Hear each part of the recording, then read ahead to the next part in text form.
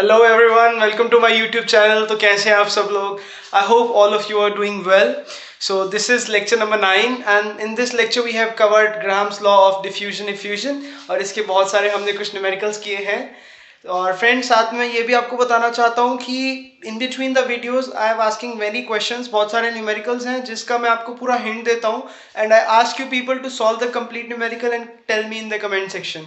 Many of you are doing that, many of you are responding, but बहुत सारे लोग अभी आप नहीं कर रहे। हो सकता है कि अभी आपको टाइम ना मिल रहा और एनीथिंग, बट जैसे ही आपका क्लास के लिए आपको टाइम मिलता है, please watch the lectures, watch the complete lecture और उसे रिप्लाई करने का कोशिश करो। उससे क्या है कि मैं आपका रिप्लाई चेक कर रहा हूँ, अगर कोई मिस्टेक है तो I am also telling you that. So start watching lecture number 9। All the best. Okay, dear students, let's start with our lecture 9. Lecture 8 में हमने ग्राम्स लॉ ऑफ डिफ्यूजन को लीव किया था। उसमें मैंने सिर्फ एक ही स्लाइड की हमने चर्चा की थी, जिसमें हमने फिजिकल मतलब समझा था कि what is this Graham's law of diffusion या इफ्यूजन। वहां पर हमने इफ्यूजन और डिफ्यूजन का डेफिनेशन भी सीखा था। आज हम आके वहीं से कंटिन्यू करेंगे। इफ्यूजन डिफ्यूजन क्या है और क्या क्या उसके डेफिनेशन हो सकते हैं, what are the various mathematical formulas which are possible for that. Okay, so let's start. This is our lecture number 9, Gram's law of diffusion diffusion. मैं एक बार जल्दी से आपको रिवाइज करवा देता हूँ। इफ्यूजन डिफ्यूजन, सबसे पहले डिफ्यूजन की बात करें। डिफ्यूजन की अगर हम बात करें, डिफ्यूजन जो था that was intermixing of gases जो है एक जगह से, जब एक रीजन से स्टार्ट होके दूसरे रीजन तक पहुंचती है और दूसरी गैसेस के साथ इंटरमिक्स हो जा रही है, तो उस प्रोसेस को हमने बोला था डिफ्यूजन, इंटरमिक्सिंग ऑफ गैसेस। और यूनिफॉर्म इंटरमिक्सिंग होती है, ठीक है। और इसमें जो है हमारे पास कोलिजन्स टेक्स प्लेस, क्योंकि इनिशियल जो है हमारा वहां पे ऑलरेडी कुछ गैसेस वहां पे प्रेजेंट होंगी। वेयर एज अगर हम इफ्यूजन की बात करें तो effusion is nothing but a diffusion. ये एक तरह का डिफ्यूजन ही है, बस डिफरेंस है diffusion through a pin whole. अगर हम एक छोटे से एरिया से गैस को डिफ्यूज करवा दें तो उस प्रोसेस को हम इफ्यूजन बोलते हैं, ठीक है। और इफ्यूजन में जनरली हमारे पास नो मॉलिक्यूलर कोलिजन्स की बात नहीं की जाती है। बिकॉज क्यों नहीं की जाती है? बिकॉज पहले जहां पर हमने गैस ले रखी है वहां तो गैस है, जहां पर हम इसको डिफ्यूज करवाएंगे वहां पर there is a low pressure region, ठीक है। No molecular collisions, low pressure region होना चाहिए या फिर वहां पर वैक्यूम होना चाहिए, क्योंकि हमारी जो एक गैस है वो दूसरे एम्प्टी स्पेस में जाके वहां पर फैलना शुरू हो जाएगी। तो वहां पर जब ऑलरेडी कुछ नहीं है तो कोलिजन्स की हम बात नहीं करेंगे ना। सो नो मॉलिक्यूलर कोलिजन्स, ठीक है। ये सब बातें मैं आपको प्रीवियस लेक्चर में बता चुका हूं ऑलरेडी। अगर आपने प्रीवियस लेक्चर नहीं देखा है तो please watch previous lecture first, वहां पर आपको ये चीजें और डिटेल में क्लियर हो जाएंगी, ठीक है। आज हम इसमें थोड़ा सा मैथमेटिकल टर्म्स में बात करेंगे, what is this Graham's law of effusion and diffusion. So let's move to our next slide. So next slide में फिर से मैंने एक बार डेफिनेशन रिवाइज करवाया है। Diffusion through a fine pore is called as effusion. अब फाइन पोर कह लीजिए या इसको आप पिन होल कह लीजिए, कुछ भी कह लीजिए, ठीक है। अगर एक पिन होल से आप इसको करवा देंगे तो उसी प्रोसेस को हम क्या बोलते हैं? इफ्यूजन बोल देते हैं, ठीक है। इफ्यूजन में कोई मॉलिक्यूलर कोलिजन नहीं होता है, बट याद रखेंगे दोनों के लिए लॉ इज सेम, यानी कि जो मैथमेटिकल फॉर्मूला लगना है वो सेम ही लगेगा। ये मैंने आपको लास्ट लेक्चर में भी बताया था कि difference in the mathematical formula is not there. Okay, चलिए let's talk about the definition of the Graham's law. According to the Graham's law of diffusion, the rate of diffusion और effusion, चाहे diffusion की बात हो या effusion की बात हो, यानी कि एक इस तरीके से हमारे पास कंटेनर है, बीच में ये हमने पोर कर दिया, यहां से अगर हमारे पास ऑलरेडी एक गैस एग्जिस्ट करती है और अगर इसको इधर जाना है तो इसका इधर जाने का जो रेट है, द रेट ऑफ डिफ्यूजन और effusion of a gas is inversely proportional to the square root of its density or molar mass। बहुत ही सिंपल सी बात है कि भाई जो रेट होगा वो मोलर मास या डेंसिटी के इनवर्सली प्रोपोर्शनल होगा। तो यानी कि मैं ये कह सकता हूं कि R1, मान लीजिए R जो है that is inversely proportional to under root of the density. R हो जाएगा मेरा यहां पर रेट हो जाएगा, और जो रो है that is nothing but density, ठीक है। इसको कैपिटल आर से नहीं, इसको हम स्मॉल आर से रिप्रेजेंट कर देते हैं रेट को। This is density, okay. अब अगर मैं दो गैसेस के लिए बात करता हूं तो दो गैसेस के लिए आपके पास रिजल्ट कैसा आ जाएगा? For two gases, if I am talking about two gases, so R1 is directly proportional to 1 upon under root of rho 1, similarly R2 के लिए अगर हम बात करें तो R2 is directly proportional to 1 upon under root of rho to.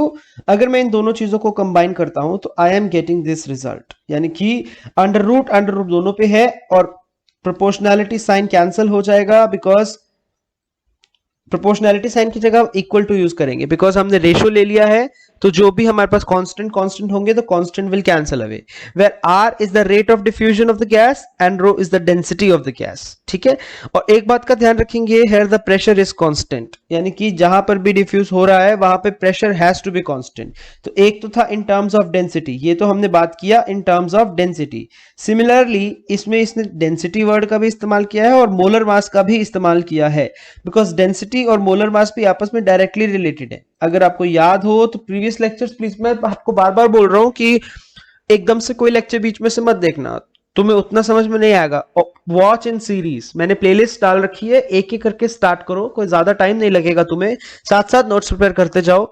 बहुत ज्यादा हमने नहीं किया है, बट एक ऑर्डर में इसको वॉच करोगे। ओके, सो इसको हम ऐसे भी लिख सकते हैं that R1 upon R2 is equal to under root of M1 upon M2, this is M2 upon M1, because inverse proportionality है, the proportionality is inverse. Okay, similarly अगर हमें कंबाइंड फॉर्मूला देना हो, इस फॉर्मूला की हमें काफी आगे जरूरत पड़ेगी, that the rate is directly proportional to P into A divided by under root of T into M। ठीक है, अब इस चीज को मैं एक बार आपको समझा देता हूं कि ये चीज आई कैसे। पहले तो बताते हैं कि कौन सी चीज क्या है। यहाँ पर P is the pressure, A is the area of pin hole. ये बेसिकली हम बात कर रहे हैं इफ्यूजन के प्रोसेस की बात कर रहे हैं। ठीक है, area of pin hole, T is the temperature and M is the molecular mass. ठीक है, अब इसमें से मैं एक एक करके सारे फैक्टर्स को आपको समझा देता हूं ताकि आपको क्लियर हो जाए। तो सबसे पहला फैक्टर है हमारे पास यहाँ पर प्रेशर। अब खुद जरा दिमाग लगा के सोचो कि प्रेशर की अगर बात चल रही है तो एक जगह पे मान लीजिए इस कंटेनर में, इसी कंटेनर की बात करता हूं मैं, फिर से इसी की बात कर रहा हूं मैं। ठीक है, एक कंटेनर में जितना ज्यादा गैस का प्रेशर होगा उतना ही ज्यादा वो वहां से इफ्यूज होना चाहेगा, उतना ही ज्यादा वहां से डिफ्यूज होना चाहेगा। यानी कि प्रेशर अगर ज्यादा है तो वो एक हाई प्रेशर वाली चीज, जो हाई प्रेशर रीजन में जो गैस है वो लो प्रेशर रीजन की तरफ जाना चाहेगी। That is the natural phenomena. तो उसी में हमने ये बोला कि जो रेट ऑफ डिफ्यूजन है that is directly proportional to the pressure. More the pressure यानी कि ज्यादा नंबर ऑफ मॉलिक्यूल्स, ज्यादा से ज्यादा मॉलिक्यूल्स कम से कम टाइम में दूसरी तरफ में जाना पसंद करेंगे। बहुत ही आसान सी बात है, यानी कि ज्यादा से ज्यादा मॉलिक्यूल लो प्रेशर, इस वाले रीजन को मैंने बोला हाई पी एच प्रेशर, और ये एलपी मतलब लो प्रेशर। ठीक है, तो प्रेशर के डायरेक्टली प्रोपोर्शनल। दूसरी बात एरिया। अब ये जो एरिया ऑफ पिन होल की अगर मैं बात करूं, ये मैं ब्लू से जो दिखा रहा हूं एरिया ऑफ पिन होल, अब जितना बड़ा एरिया होगा, मान लीजिए इतना बड़ा होल है, अब होल अगर हमने बड़ा कर दिया तो ज्यादा से ज्यादा molecule are able to move to the low pressure region. तो भाई एरिया की भी डायरेक्ट प्रोपोर्शनैलिटी हुई कि भाई जितना ज्यादा एरिया रखोगे उतना ही ज्यादा गैस का मॉलिक्यूल जो है अपने हाई प्रेशर रीजन से लो प्रेशर रीजन में जाना चाहेगा। ओके, अगला फैक्टर जो है that is temperature, which is important factor. Temperature का कॉन्सेप्ट समझो। अब देखो टेम्परेचर, इन्होंने बोला कि इनवर्स प्रोपोर्शनैलिटी है टेम्परेचर से। अब टेम्परेचर से इनवर्स प्रोपोर्शनैलिटी है तो यानी कि टेम्परेचर बढ़ा तो डिफ्यूजन या इफ्यूजन कम हो गया। अब आपको लग रहा होगा कि भाई ऐसे कैसे, कि अगर टेम्परेचर बढ़ गया तब तो मॉलिक्यूल्स के पास एनर्जी बढ़ गई, तो मॉलिक्यूल्स को तो तेजी से मूव करना चाहिए क्योंकि काइनेटिक एनर्जी तो बढ़ गई। नो डाउट, वो बात बिल्कुल सही है, बिकॉज टेम्परेचर से जो है आपकी काइनेटिक एनर्जी जरूर बढ़ेगी, लेकिन मॉलिक्यूल का रैंडम मोशन भी तो बढ़ गया। अब रैंडम मोशन की वजह से वो इधर उधर भी बम्बार्ड करेगा अपने ही कंटेनर में, जिसकी वजह से वो एक लो प्रेशर रीजन में जाने की बजाय अपने ही कंटेनर में ज्यादा बम्बार्डमेंट शुरू करेगा। ठीक है, तो we can say that temperature के इनवर्सली प्रोपोर्शनल है, और मॉलिक्यूलर मास के inverse proportionality R is inversely proportional to this molecular mass. ये तो लॉ ही दिया है ग्राहम्स ने। ग्राहम्स लॉ यही है ना कि the rate of diffusion, the law exactly states that the rate of diffusion और effusion of a gas is inversely proportional to the square root of its density और molar mass। ठीक है, कोई इसमें डिफिकल्ट बात नहीं है। आई होप आपको समझ में आ गया होगा। चलिए नेक्स्ट स्लाइड पे हम चलते हैं, चीजें आपको और अच्छे से क्लियर होंगी। आगे देखो, फिजिकल सिग्निफिकेंस की अगर हम बात करें एक बार फिर से, तो फिजिकल सिग्निफिकेंस में मान लीजिए आपके पास दो गैसेस है, एक ए मॉलिक्यूल और एक बी मॉलिक्यूल है, उनका जो इनिशियल पोजीशन है दैट इज सेम। ठीक है, अब हम कैसे पता लगाएंगे कि कौन ज्यादा डिफ्यूज हो रहा है? तो डिफ्यूज जो ज्यादा हो रहा है बेसिकली वो ज्यादा डिस्टेंस ट्रेवल करेगा। लेट्स से ए जो है वो कंपैरेटिवली ज्यादा डिस्टेंस ट्रेवल कर रहा है बी के। ठीक है, तो यानी कि A has more tendency to diffuse, more tendency to diffuse, यानी कि उतने ही समय में जो ए है वो ज्यादा दूर तक जा पाया। इन सेम टाइम, ठीक है।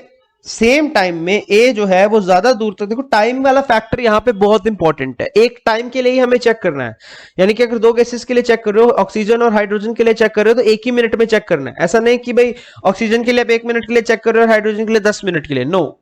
फॉर द सेम टाइम कितना, कौन सी गैस कितना दूर तक गया, कितना डिफ्यूज हुआ, दैट विल गिव मी कि रेट ऑफ डिफ्यूजन उसका कितना होगा। मान लीजिए अभी एक कंटेनर है, इस स्पिन होल से गैस को पास ऑन होना है, तो इस स्पिन होल से गैस जैसे ही पास ऑन होगी तो हमें देखो यहाँ क्या क्या फैक्टर मिला कि रेट ऑफ इफ्यूजन जो है, क्योंकि हम पिन होल की बात कर रहे हैं, this is nothing but a pin whole, so I will talk about effusion first, ठीक है। तो पिन होल में से जो रेट ऑफ इफ्यूजन आपका हो जाएगा वो देखो किस किस बात पे डिपेंड करता है। एक तो कि भाई कितना डिस्टेंस ट्रेवल किया पर यूनिट टाइम में, समझ में आ रहा है। तो रेट को मैं डायरेक्टली बोल सकता हूं कि rate is directly proportional to the velocity. अब वेलोसिटी मैंने क्यों बोला, क्योंकि velocity is nothing but distance, जो भी डिस्टेंस होगा डिस्टेंस पर यूनिट टाइम, और डिस्टेंस पर यूनिट टाइम यानी कि डिस्प्लेसमेंट का अगर मैं फर्स्ट डेरिवेटिव कर दूं, so this is nothing but dl by dt। यही है हमारा पहला फैक्टर कि रेट जो है it is equal to dl by dt। समझ में आया पहला पॉइंट। देखो आपको न्यूमेरिकल में ध्यान देना पड़ेगा, कभी कभी वो आपको कोई भी कुछ और नहीं देगा, सिर्फ ये बताएगा कि इतना लेंथ उसने कवर किया, बताइए किसका रेट ज्यादा। तो ये भी रेट का ये भी फॉर्मूला है कि it is dl by dt, ठीक है। सेकंड फॉर्मूला की बात करें dn बाय dt, n हो जाएगा हमारे नंबर ऑफ मोल्स, ये आपको मैंने पहले भी 10 बार बता रखा है, n is nothing but number of moles. तो dn बाय dt का क्या मतलब हो गया, इस स्टेटमेंट का मतलब साफ साफ हो गया change in the number of moles, number of moles में जो चेंज आया, change in the number of moles per unit time, यानी कि पर यूनिट टाइम में जो नंबर ऑफ मोल्स में चेंज आया उसको मैंने बोल दिया dn बाय dt। अब चेंज कहां आएगा, मान लीजिए यहां पे पहले 10 मॉलिक्यूल थे, थोड़ी देर 1 मिनट के बाद हमने चेक किया तो यहां पर 6 मॉलिक्यूल रह गए, यानी कि 4 मॉलिक्यूल जो है that has move to the other side, यानी कि लो प्रेशर रीजन में, this is low pressure region, low pressure region में 4 मॉलिक्यूल हैज मूव्ड ऑलरेडी। तो एक बार तो 4 मूव किए एक गैस के, और दूसरी गैस के मूव करके 6 मॉलिक्यूल मूव करके, तो यानी कि जिसके ज्यादा मॉलिक्यूल मूव किए उसको मैं बोल सकता हूं, यानी कि जिसमें 6 मॉलिक्यूल मूव किए उसमें जो मेरा चेंज आया वो 6 का चेंज आया, तो यानी कि dn by dt will give me the change in the number of molecules, that is 6 divided by उतना ही टाइम। तो जिसके ज्यादा उसी का रेट जो है वो ज्यादा हो जाएगा, this is also equal to rate, change in the number of moles per unit time. तीसरा फैक्टर हो जाएगा dv बाय dt। अब देखो dv बाय dt बहुत ही अंडरस्टूड, बहुत ही मतलब अपने आप समझ में आ जाने वाली बात होनी चाहिए कि dv by dt this is nothing but change in the volume, change in volume, moles की जैसी ही बात है। देखो मोल्स अगर चेंज होगा तो वॉल्यूम भी चेंज होगा, ठीक है। तो change in volume with respect to time, या फिर पर यूनिट टाइम लिख लीजिए, change in volume per unit time, this is also going to give me the rate of effusion through a pin hole, ठीक है। ये अलग अलग factors हो सकते हैं, तो ये आपको देखना होगा कि उसने क्वेश्चन में आपको क्या दिया, उसने लेंथ का डेटा दिया है, उसने मोल्स का डेटा दिया है, या फिर उसने आपको वॉल्यूम का डेटा दिया है। You have to be very very sure, okay. तो कुल मिला के हम लिख सकते हैं कि जो रेट है वो किस किस के बराबर हुआ, एक तो हो गया dl बाय dt, दूसरा हमारा वो हो गया dn बाय dt, और तीसरा हमारा हो जाएगा dv बाय dt, ठीक है। बहुत ही आसान सी बात है, इसमें आई डोंट थिंक कोई डिफिकल्ट बात है, ओके। चलिए आगे बढ़ते हैं। आगे हम एक क्वेश्चन करेंगे, यहाँ पर बहुत ही आसान सा क्वेश्चन है, हम मतलब मैं नहीं करूंगा, आप लोग करके दिखाएंगे। थोड़ा सा यूनिट कन्वर्जन का प्रैक्टिस आना चाहिए आपको। अभी हम इफ्यूजन डिफ्यूजन के क्वेश्चंस भी करते हैं, बट उससे पहले you need to do a good practice of unit conversion. अब क्वेश्चन बोलता है, इस तरीके का क्वेश्चन हमने लास्ट क्लास में भी किया था, बोलता है derive the value of R, R is nothing but gas constant. यहाँ पे रेट नहीं है, ये समझ, कहीं कहीं तुम कंफ्यूज हो जाओ। Value of R when the pressure is expressed in atmosphere, यानी कि जो पी है, पी का जो हमें यूनिट लेना है वो हमें एटीएम लेना है, and volume in centimetre cube, volume जो लेना है वो सेंटीमीटर क्यूब में होना चाहिए। This is part 1। और नेक्स्ट पार्ट है जो पी आपको लेना है वो डाइन पर मीटर स्क्वायर, और वॉल्यूम आपको लेना है mm क्यूब में। तो बहुत इजी सा क्वेश्चन है, आई डोंट थिंक कुछ डिफिकल्टी इसमें है, तो आप इसको इजीली सॉल्व कर सकते हो। तो पहला पार्ट हमें बोलता है कि जो प्रेशर है, प्रेशर इन एटीएम, प्रेशर आपको एटीएम में लेना है। मैं एक पार्ट आपको करके दिखा दे रहा हूं, next you will do by yourself, ठीक है। And volume in centimetre cube, ठीक है। तो हम ये सारा का सारा 1 मोल के लिए कंसीडर कर लेंगे। सो और स्टैंडर्ड कंडीशंस पे, तो R is nothing but PV upon NT, यह हमें ऑलरेडी पता है फॉर्मूला, क्योंकि हम जानते हैं कि PV is equal to NRT. This is the ideal gas equation, कई बार हम इसको पढ़ चुके हैं, आइडल गैस इक्वेशन। इसी को रीअरेंज करते हैं तो you will get R is equal to PV by N T. यहां पर पी होता है pressure, V is volume, sorry N R नहीं एन टी, ठीक है। P is pressure, V is volume, N is moles, T is temperature. तो pressure का हम वैल्यू यहां पे सब्स्टिट्यूट करेंगे। सो प्रेशर का जो वैल्यू हो जाएगा that is 1 atmosphere, standard heat हम पुट कर रहे हैं। और इतने पे 1 मोल के लिए जो आपका वॉल्यूम हो जाएगा that is nothing but 22.4 litre, यानी कि डेसीमीटर क्यूब। बट हमें डेसीमीटर क्यूब में नहीं चाहिए, हमें जो अपना डेटा चाहिए वो सेंटीमीटर क्यूब में चाहिए। तो नेक्स्ट स्टेप में मैं इसको आपको चेंज करके दिखाऊंगा। तो 1 मोल हमने बोल लिया, और टेम्परेचर इज 273.15 केल्विन। ओके, सो ये आपके पास बेसिक सा डेटा हो गया। अब हम नेक्स्ट मूव करें। सो इस डेसीमीटर क्यूब को, this decimetre cube should be converted two centimetre cube, क्योंकि वही क्वेश्चन का डिमांड है। सो P is nothing but 1 atm, क्योंकि हमें 1 एटमॉस्फेयर में ही लेना है। So this will become 22414, this is the exact value, 22414 centimetre cube, क्योंकि ये 4 के बाद 14 भी होता है एक और, ठीक है। सेंटीमीटर क्यूब में आ गया, divided by 1 mole into 273.15 kelvin. So this is the data. अब इसको अगर आप सॉल्व करोगे तो what you will gate is 82.06। अब यूनिट्स देखो, ऊपर हमारे पास क्या बचा, एक तो हमारे पास बचा atmosphere, so you will put atmosphere. Okay, साथ ही साथ न्यूमरेटर में we have centimetre cube, you will put centimetre cube. Denominator में we have kelvin inverse and mole inverse. You have to be very careful with the units. अगर हम B part की बात करते हैं तो बी पार्ट में अब जो प्रेशर होना चाहिए that is in dyne metre की power -2 and volume has to be in mm cube. तो ढंग से चेंज कर लेना, प्रेशर को 1 एटमॉस्फेयर को चेक कर लेना कितने डाइन के बराबर होता है। मैं आपको लिख के दे रहा हूं, दिस इज इक्वल्स टू, जो 1 एटमॉस्फेयर का जो वैल्यू होता है that is exactly equal to 1.0132 into 10 to the power 10 dyne metre to the power -2। This is the unit conversion का। I will make a complete video on unit conversion, वहां पर आपको ये सारे छोटे छोटे जो पॉइंट्स हैं वो क्लियर हो जाएंगे।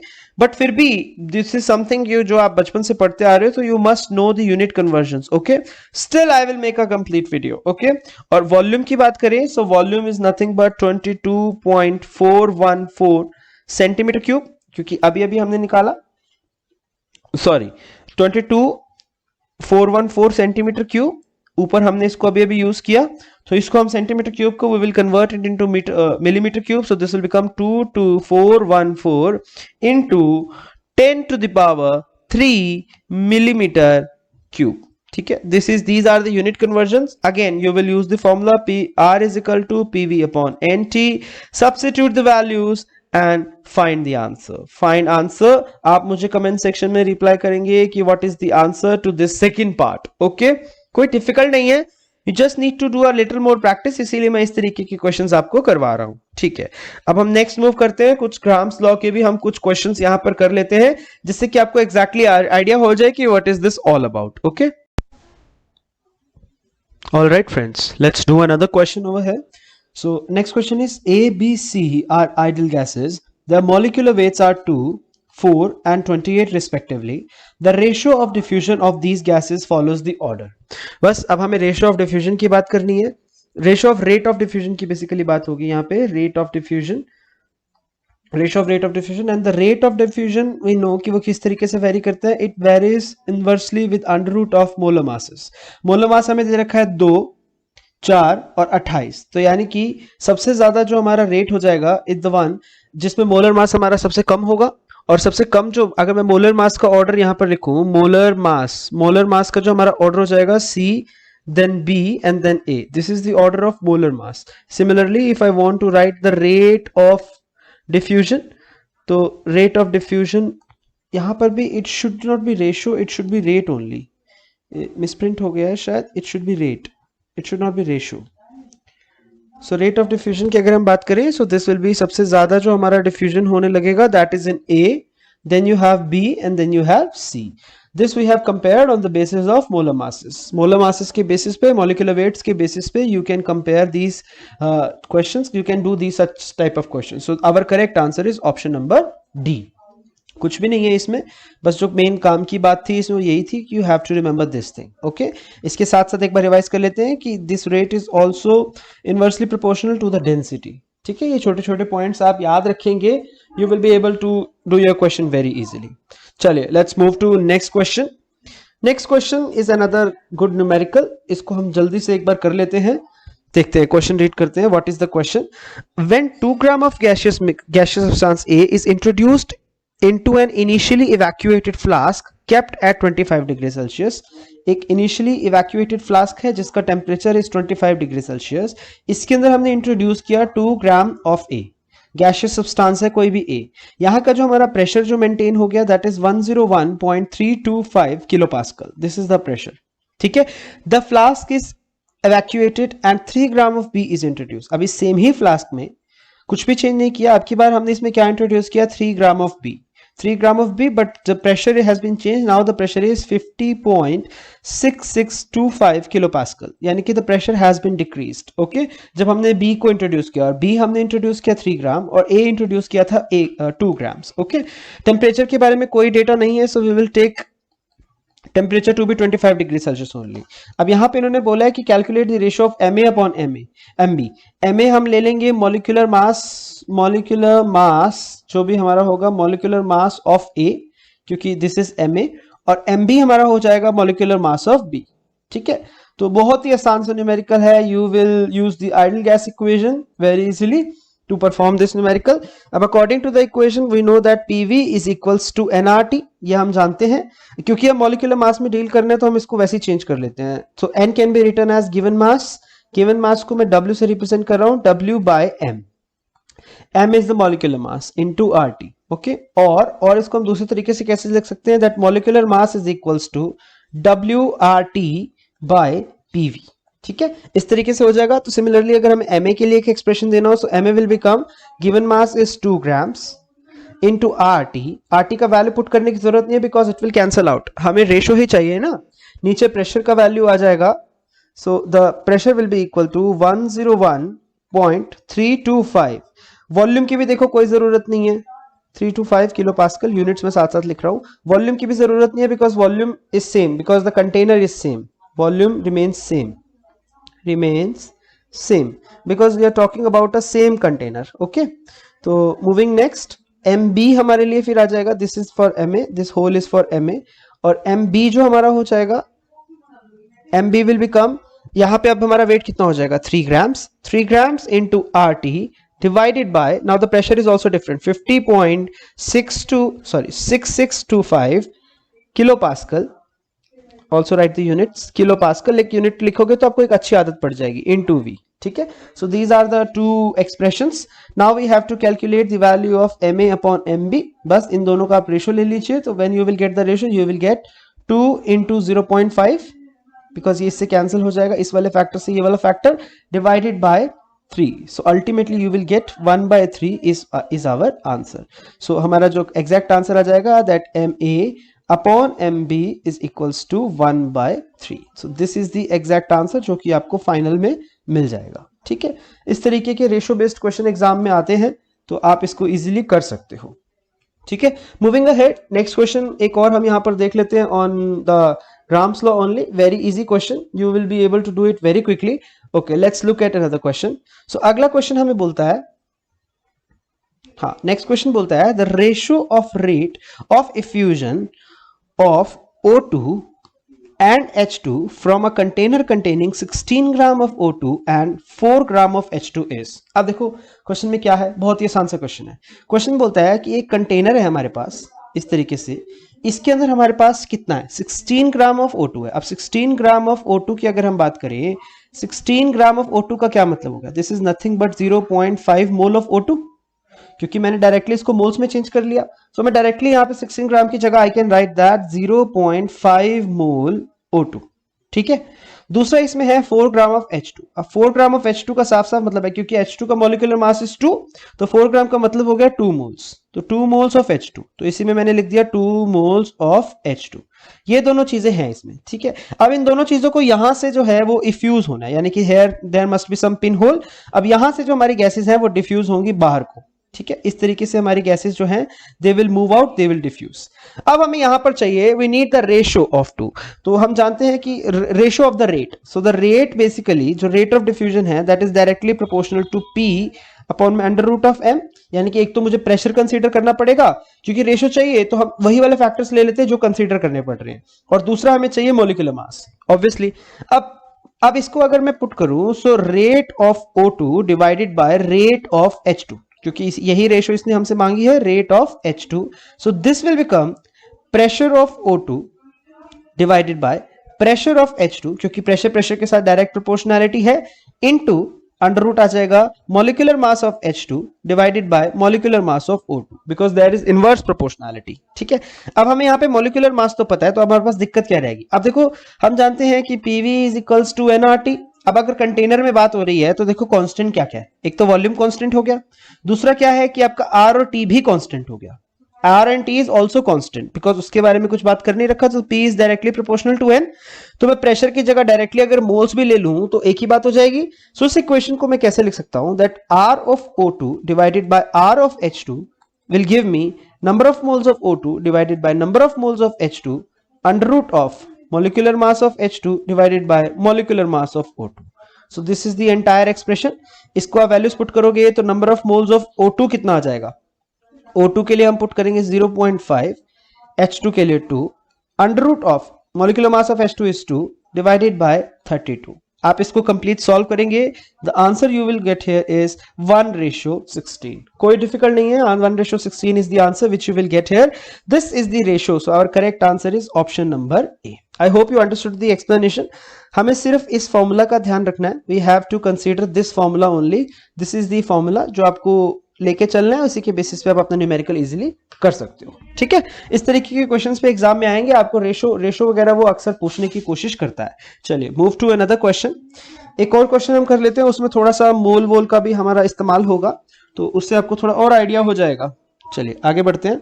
सो नेक्स्ट क्वेश्चन हमें बोलता है कि a certain mixture, so this is another question says a certain mixture of helium and argon weighing 5 gram occupies a volume of 10 decimeter cube at 25 degrees Celsius and 101.325 kilopascal। यानी कि ये तो हमें दे दिया mass of mixture,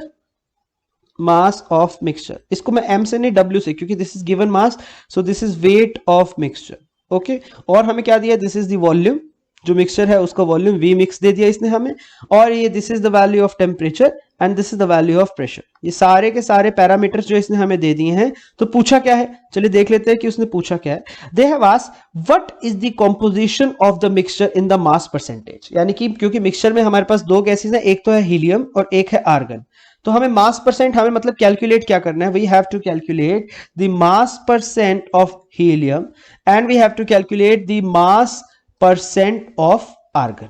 So these two are the quantities which you have to calculate। चलिए एक एक करके हम शुरू करते हैं। Let's write down the data which is given to us। So W mix का जो वैल्यू हमारे पास आ जाएगा that is 5 grams या 5.0 grams to be exact। Volume की अगर हम बात करें, so volume is 10 decimeter cube, ये भी आपको दे रखा है। टेम्परेचर की बात करें, so temperature is 25 degree Celsius यानी कि 298.15 Kelvin। This is also given to you, and pressure value is also given, that is 101.325 kilopascal। ये सारा का सारा डेटा आपको दे रखा है। ठीक है, अब मान के चल लेते हैं, क्योंकि टोटल जो मिक्सचर का वेट है that is 5 gram. Let weight of helium का वेट मान के चल लेता हूं मैं, x मान लूं। ठीक है, कोई मुश्किल नहीं है, तो ये मैंने कंसीडर कर लिया that the wait of helium is x, ये मैंने मान के चल लिया। So number of moles of, अगर मुझे हीलियम चाहिए, so that is given mass upon molar mass, यानी कि W upon m। Given mass मैंने इसका कितना माना है, x, और मोलर मास इसका होता है 4। ठीक है, similarly number of moles of argon अगर मुझे चाहिए, सो आर्गन के फिर कितने हो जाएंगे, क्योंकि टोटल था 5, तो this will become 5 minus x divided by m, और m हो जाएगा इस केस में 40 अप्रोक्सीमेटली, आप 40 ले लीजिए आर्गन का जो मोलर मास होता है। ठीक है, so this is the basically the amount of the two gases. अब यहीं से अगर मुझे टोटल अमाउंट ऑफ गैस निकालना है, टोटल अमाउंट ऑफ गैस के लिए, यानी कि मुझे n का वैल्यू निकालना है, तो उसके लिए वही हम अपना गैस लॉ का इस्तेमाल करेंगे, ideal gas equation, that is PV upon RT, इसका हम इस्तेमाल करेंगे। So from here n will become, क्योंकि प्रेशर का वैल्यू आपको दे रखा है 101.325 किलोपास्कल इनटू 10 डेसीमीटर क्यूब। जो भी आपको डेटा दे रहा है उसको लिख लीजिए। आर का वैल्यू हम इसको इसी में पुट करेंगे 8.314 ताकि हमारी यूनिट्स कैंसिल हो जाए। किलो, पास्कल, डेसीमीटर क्यूब सब कुछ कैंसिल हो जाएगा। केल्विन इनवर्स, मोल इनवर्स, और साथ ही साथ हमें टेम्परेचर का भी वैल्यू दे रखा है, दैट इज 298.15 केल्विन। सो इसको जब आप सॉल्व करोगे तो यू विल गेट 0.409 और यूनिट बच जाएगा सिर्फ और सिर्फ मोल्स। तो ये आ गए हमारे number of moles.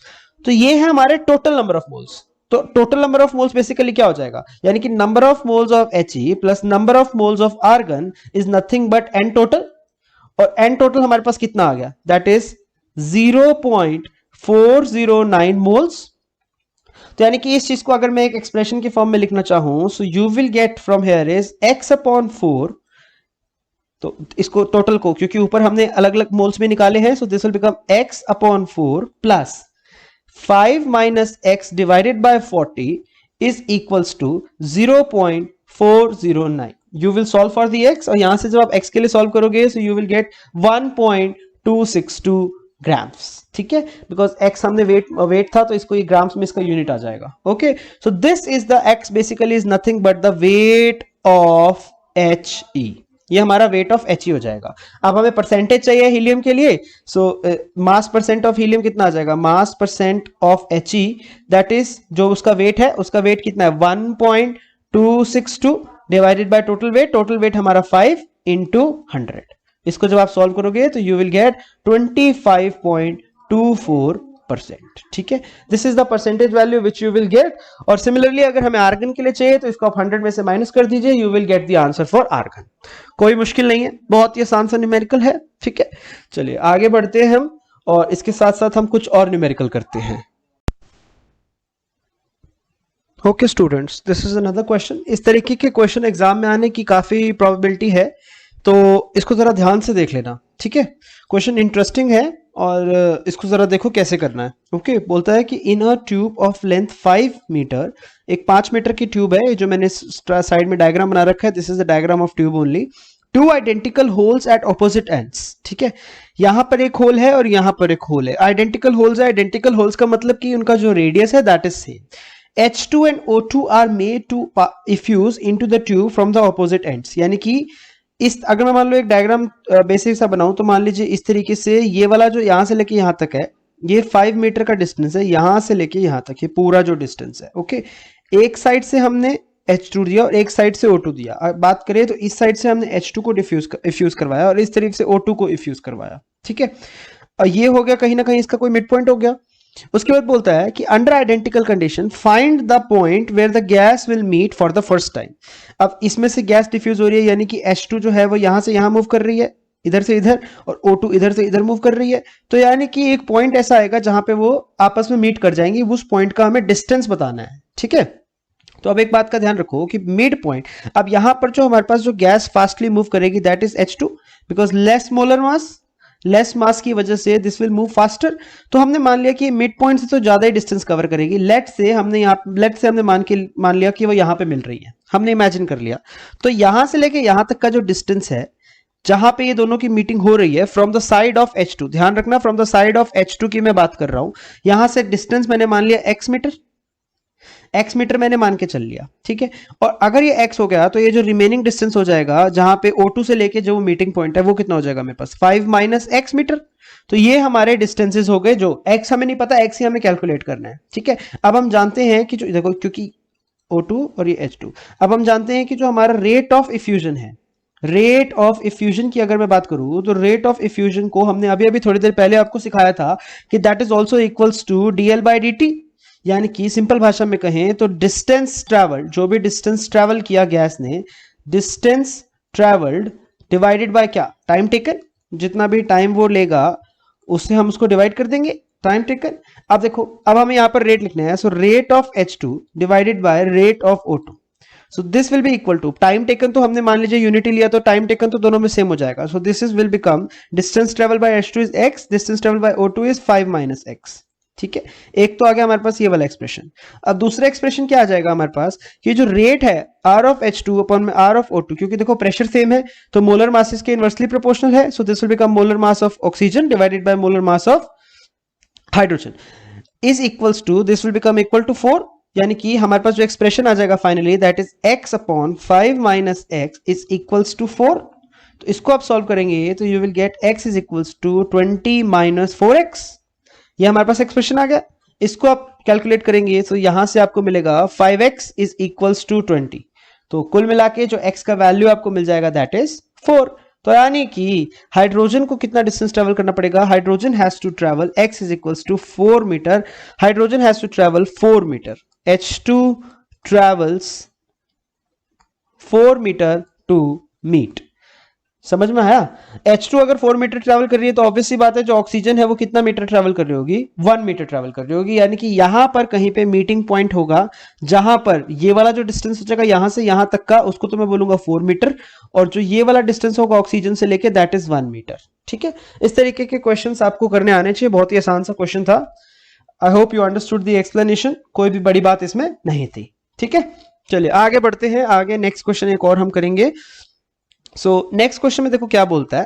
Next question में बोला है कि a flask of 2 decimetre cube, एक फ्लास्क है हमारे पास 2 डेसीमीटर क्यूब का, capacity contains O2 at 101.325 kilo pascal and 300 kelvin. मतलब हमें प्रेशर टेम्परेचर दे दिया, the gas pressure is reduce to 0.10 pascal. Pressure को हमने कम कर दिया और इतना कम कर दिया by attaching the flask to a pump. हमने फ्लास्क को एक पंप से कनेक्ट कर दिया जिसमें पंप में प्रेशर जो है वो कम कर दिया उसका। Assuming the ideal behaviour answer the following. ठीक है, हमने आइडियल बिहेवियर अज्यूम करना और हमें फिर फॉलोइंग। तो सबसे पहले हम लिख लेते हैं सॉल्यूशन में कि हमें क्या क्या डेटा गिवन है। एक तो हमें वैल्यू गिवन है V1 की, V1 is nothing but 2 decimetre cube. ठीक है, V1 यानी कि जो V1 मान लो या क्योंकि हमें बाद में वॉल्यूम निकालनी है तो इसीलिए मैंने इसको V1 मान लिया। P1 क्योंकि प्रेशर रिड्यूस हुआ तो there must be some initial pressure, P1 हो जाएगा हमारे पास 101.325 किलो पास्कल। ठीक है, ये भी डेटा हमें गिवन है। P2 हो जाएगा हमारे पास क्योंकि प्रेशर रिड्यूस हुआ है तो जो फाइनल प्रेशर है दैट इज 0.10 पास्कल, और टेम्परेचर जो पूरे सिस्टम का दे रखा है उसने हमें दैट इज 300 केल्विन। ये सारा का सारा डेटा इसने हमें दिया है। ठीक है, अब फर्स्ट पार्ट की बात करते हैं। तो फर्स्ट पार्ट में पूछा है what is the volume of the gas which is left behind. अब जब हमने प्रेशर को इतना डिक्रीज कर दिया तो उसने हमसे पूछा है कि वॉल्यूम ऑफ द गैस कितना रह जाएगा। अब ध्यान से देखना क्वेश्चन को, बहुत ही इंटरेस्टिंग क्वेश्चन है। बोलता है कि वॉल्यूम ऑफ द गैस कितना रह जाएगा। एक बात याद रखो कि हमारा जो गैस था वो एक फ्लास्क में था। ठीक है, जो गैस का वॉल्यूम होता है, गैस का volume of gas is always equals to the volume of container. अरे भाई उसमें से हमने प्रेशर डिक्रीज कर दिया लेकिन हमने उसमें से कंटेनर का साइज थोड़ी ना छोटा कर दिया। तो कंटेनर का अगर साइज उतना ही है तो वॉल्यूम जो O2 का लेफ्ट बिहाइंड रह जाएगा that is equal to 2 decimetre cube only. उसमें कोई चेंज नहीं आया। ऑक्सीजन जरूर कम हो गई लेकिन जितनी भी थी उसने ज्यादा एरिया बड़े एरिया में फैल गया। तो this is the volume left behind. ध्यान रखना, गलती मत करना इसमें, कहीं तुम कोई लॉ लगाने लग जाओ। कोशिश करना दिमाग खोल के इसको सवाल को करने की। Next question, what amount of O2 and the corresponding number of molecules are left behind in the flask. अब हाँ, ये क्वेश्चन है। इसमें क्या है कि अब हमारे पास क्या है चेंज हो रहा है, अब हमारे पास नंबर ऑफ मोल्स चेंज हो रहे हैं। ठीक है, तो यानी कि हमें कैलकुलेट करना है यहां पर। तो number of moles will become, जो फाइनल चीज है फाइनल के अकॉर्डिंग कर लेंगे। यानी कि आप प्रेशर पुट करेंगे P2, वॉल्यूम पुट करेंगे V2। अब V2 तो देखो V1 के बराबर ही है, उसमें कोई चेंज नहीं आया, डिवाइडेड बाय RT। तो इन सबको हम सब्स्टिट्यूट करेंगे। सो दिस विल बिकम, प्रेशर अब कितना हो गया हमारे पास, किलो पास्कल में ही मैं इसको रिड्यूस कर रहा हूं। So 10 to the power -4 kilo pascal into volume is nothing but 2 decimetre cube. R इसके अकॉर्डिंग मैं किलो पास्कल में पुट कर लूंगा, that is 8.314 kilo pascal kelvin inverse mole inverse. ठीक है, तो ये हमारे पास आल का वैल्यू हो गया और टी का वैल्यू आपको पता ही है दैट इज 300 केल्विन। जब आप इसको सॉल्व करेंगे सो you will get here 8.019 into 10 to the power -8, 10 to the power -8 moles. So this is the number of moles which you will ultimately get. ठीक है, ये हमारे दो पार्ट यहां पर कंप्लीट होते हैं। थर्ड पार्ट देखिए, थर्ड पार्ट ने इसमें हमसे पूछा है कि if now 2 gram of N2 is introduced, अब हमने इसमें 2 ग्राम N2 भी डाल दिया, what will be the pressure of the flask. अब बताइए जो प्रेशर हो जाएगा फ्लास्क के अंदर कितना हो जाएगा। सबसे पहले देखो कि 2 ग्राम ऑफ N2 का मतलब क्या हो गया। सिंपल सी बात है कि 2 ग्राम ऑफ N2 का मतलब कितने मोल्स हो गए। अब ये तो हमारे पास वेट हो गया, तो इसको क्या मैं लिख सकता हूं 2/28 मोल्स, क्योंकि given mass is 2 and molecular mass is 28। So इसको मैंने कुल मिला के यहाँ पर लिख लिया, this will be equal to 1/14 moles. So this is the moles, क्योंकि प्रेशर की अगर हम बात कर रहे हैं तो हमें मोल्स चाहिए, ठीक है। सो अब ये तो हमारे हो गए मोल्स हो गए, तो क्यों ना अब हम एक बार कैलकुलेट कर ले कि what is the total number of moles, total moles in the flask. अब टोटल मोल्स किसके बनेंगे, N2 के और O2 के, तो number of moles of N2 plus number of moles of O2, number of moles of N2 कितने 1/14 plus O2 के कितने अभी अभी हमने सेकंड पार्ट में निकाले, दैट इज 8.019 इंटू 10⁻⁻8। तो इसको आप सॉल्व करोगे, अब ये वाला जो नंबर है that is negligible in comparison to 1/14, सो इसको मैंने अप्रोक्सीमेटली 1/14 ही लिख लिया। अरे 10⁻⁻8 का फैक्टर है, बहुत ही नेग्लिजिबल है, ठीक है। तो ये आ गए मेरे पास number of moles, this is equal to NT, total number of moles है। अब हमें निकालना क्या था, हमें निकालना है प्रेशर, तो प्रेशर के लिए वही सेम चीज पुट करोगे, तो यहाँ पे आप रखोगे N total into RT divided by V। अब सब कुछ आपको यहाँ पे पता है, n पता है, n का वैल्यू आपको यहां से मिल गया अभी अभी, this is the value of n total, r आपको पता है, t आपको पता है, और वॉल्यूम तो 2 ही रहेगा, ठीक है। Calculate the complete value, solve the complete question, और कमेंट सेक्शन में tell me the answer, okay. इस तरीके के क्वेश्चंस तो आप खुद सॉल्व करो जल्दी से जल्दी, और आंसर बताने की कोशिश किया करो। जो वीडियो देखोगे तो आंसर अपने आप बताओगे, और छोड़ना मत, जहां तक मैंने ऐसे छोड़ दिया तो अपनी कॉपी में छोड़ के मत रखना, इसको कंप्लीट करोगे अपने नोट्स में, ठीक है। चलिए let's do another question. All right, friends. So here we have another question. So a vessel contains H2 and O2 in the molar ratio 8:1. यानी कि H2 के 8 मोल्स हो गए और ऑक्सीजन का 1 मोल हो गया respectively. This mixture of gases is allowed to diffuse through a hole. Find the composition of the mixture coming out of the hole. बहुत अच्छा क्वेश्चन है कि देखो, जैसे मान लीजिए एक कंटेनर है हमारे पास, कंटेनर में we have H2 and O2, ये दोनों गैसेज है मेरे पास। H2 के हैं 8 मोल्स और O2 का है 1 मोल, ये है हमारे नंबर ऑफ मोल्स, ओके। अब इन्होंने इस एक यहाँ पर होल है, इस होल से जो है गैसेस बाहर आ रही है, इस तरीके से बाहर आ रही हैं होल से गैसेस। इसमें अब देखो हमसे इसने पूछा है, देखो इसने हमें पूछा कि जो बाहर कॉम्पोजिशन आ रहा होगा, यानी कि ये जो गैस का कॉम्पोजिशन बाहर आ रहा है, कि what is this composition, what's the composition, यानी कि इसमें ऑक्सीजन कितना है और हाइड्रोजन कितना है, ये हमारा सवाल है, ठीक है। चलो अब देखो PV is equal to nRT, ये तो हम जानते हैं, तो यानी कि अब इसमें कांस्टेंट हमारे पास क्या क्या हो गया, वॉल्यूम इज कांस्टेंट, N और R और T भी कांस्टेंट हो गए, यानी कि P is directly proportional to N, okay. So यानी कि अगर हाइड्रोजन के 8 मोल्स हैं और ऑक्सीजन का 1 मोल्स है, तो हम ये कह सकते हैं कि जो प्रेशर ऑफ हाइड्रोजन है that is also 8 times the pressure of oxygen. Simple सी बात है भाई, मोल्स पे डायरेक्टली डिपेंड करता है प्रेशर, उस बेसिस पे हमने ये बात लिख ली। Now let's find out the composition. So rate of hydrogen divided by rate of oxygen, हम रेशो से कैलकुलेट करते हैं, this is equal to pressure of hydrogen divided by pressure of O2 into under root of molecular mass of O2 divided by molecular mass of H2। वही same process हम कर रहे हैं जो अब तक हमने पिछले क्वेश्चंस में किया। So we can write this, अब प्रेशर ऑफ H2 को मैं लिख सकता हूं 8 times pressure of O2 divided by pressure of O2 into under root of 32/2। We will then solve this, तो प्रेशर ऑफ O2 से प्रेशर ऑफ O2 को काट दीजिए, तो अल्टीमेटली जो आपके पास सॉल्व करके यहाँ एक्सप्रेशन आ जाएगा दैट इज 32/1। तो इसी से आपको रेशो पता चल गई, यहाँ पे कॉम्पोजिशन पता चल गई, दैट द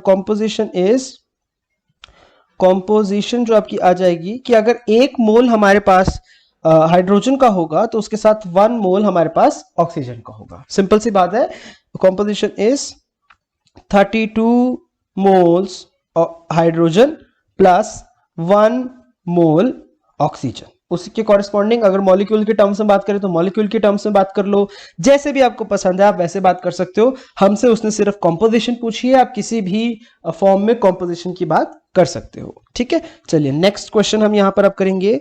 तो नेक्स्ट क्वेश्चन हमें क्या कहता है कि 2 flask of equal volume, 2 flask है इक्वल वॉल्यूम के, connected by a narrow tube, उनको एक नैरो ट्यूब से हमने कनेक्ट कर दिया, ऑफ नेग्लिजिबल वॉल्यूम, यानी कि ट्यूब का कोई वॉल्यूम नहीं है, are at 300 Kelvin and contain 0.70 moles of H2 gas at 50.6225 kilopascal pressure.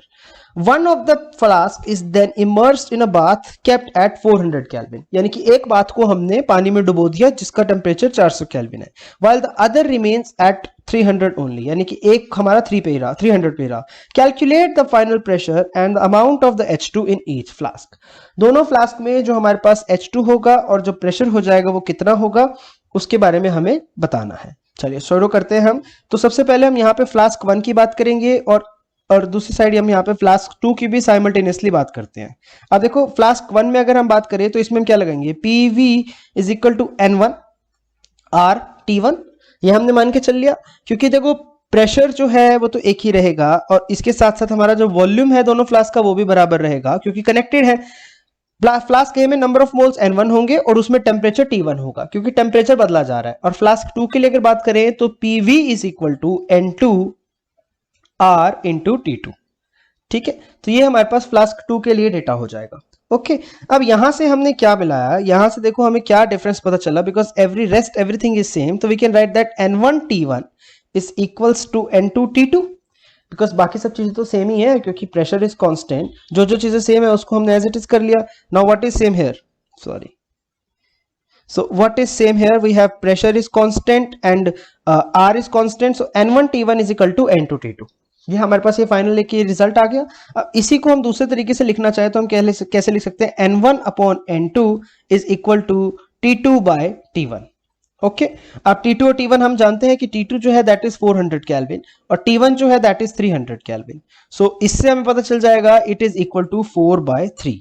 समझ में आया। लेकिन हमें यह भी पता है कि जो N1 प्लस N2 है, क्योंकि they have given me the total number of moles, N1 plus N2 has to be 0.70 mole. ये बात इसने हमें बता दी। तो एक तो इक्वेशन हमारे पास ये हो गई और दूसरी इक्वेशन हम इसका इस्तेमाल करेंगे कि 3 times of N1 is equal to 4 times of N2।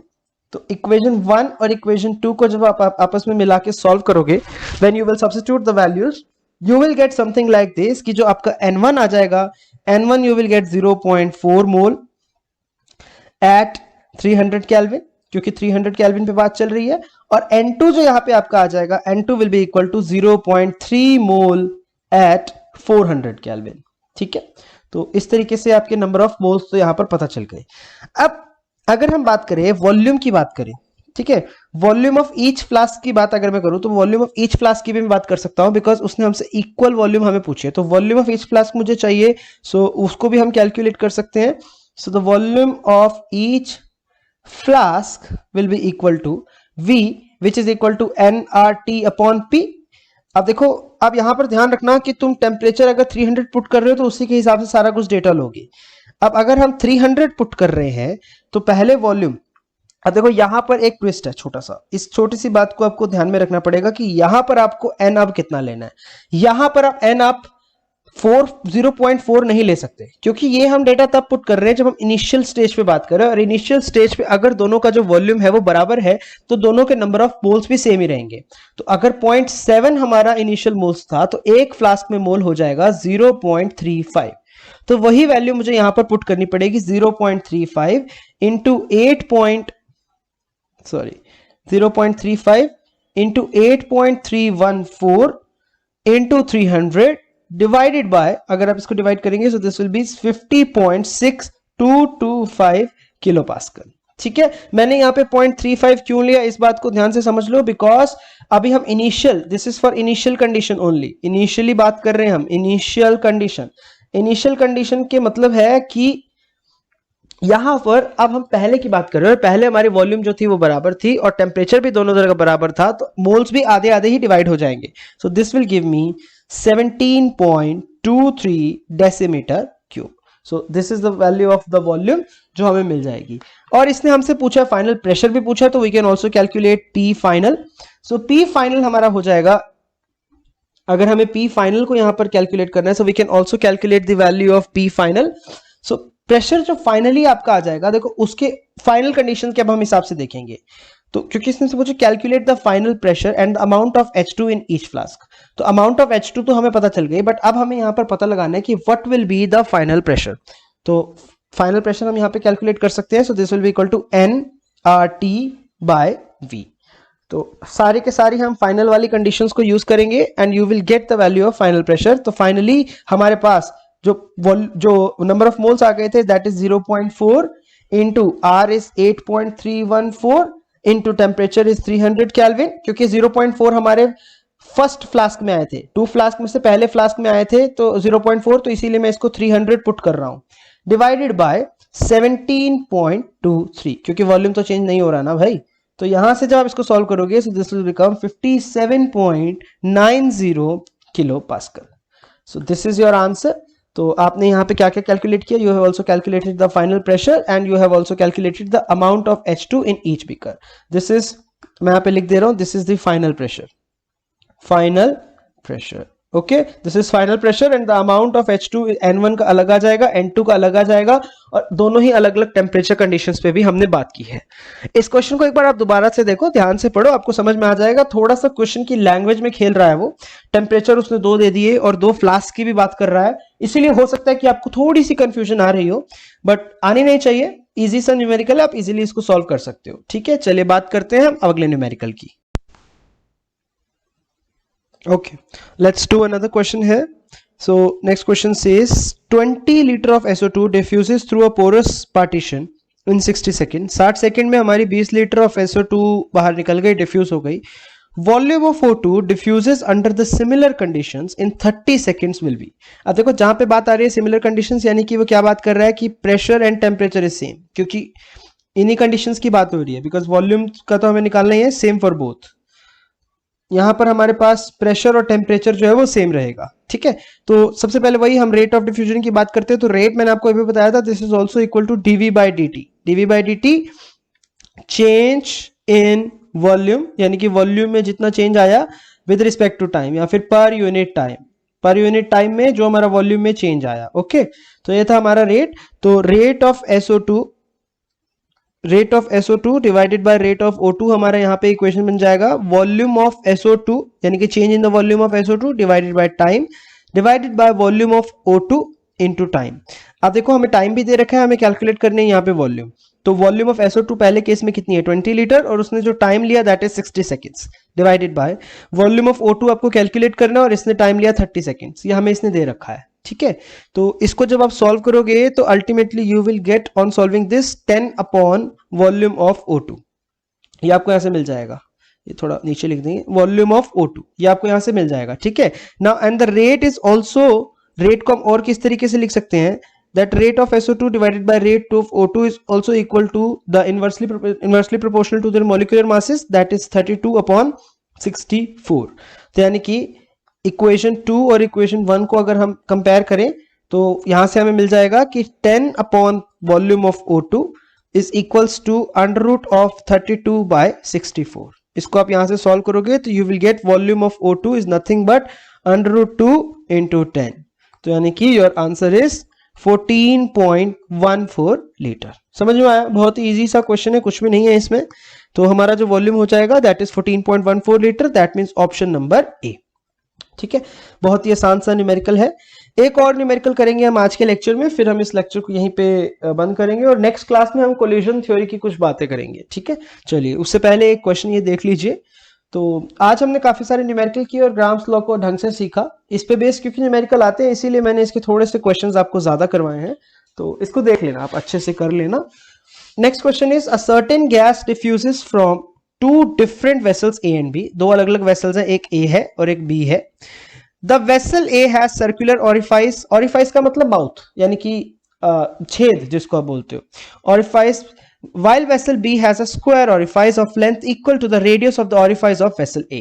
Simple सी बात है कि वेसल A जो है उसका सर्कुलर ऑरिफाइस है, उसका जो रेडियस है दैट इज R, और वेसल B जो है उसका स्क्वायर ऑरिफाइस है जिसका जो एक साइड हो जाएगा दैट इज ऑल्सो R, क्योंकि उसने बोला कि side is equal to the radius. ठीक है, अब हम ये भी जानते हैं कि हमारा, और आगे पूछा क्या, calculate the ratio of the rate of diffusion of the gas from vessel A to vessel B assuming same temperature and pressure. Very easy. हम जानते हैं कि जो रेट होता था, rate is directly proportional to the area. अब area की अगर हम बात करें तो सर्कुलर है तो उसका एरिया क्या हो जाएगा, पाई आर स्क्वायर, और अगर एक स्क्वायर है तो उसका एरिया सिंपली क्या हो जाएगा, that is equal to r square.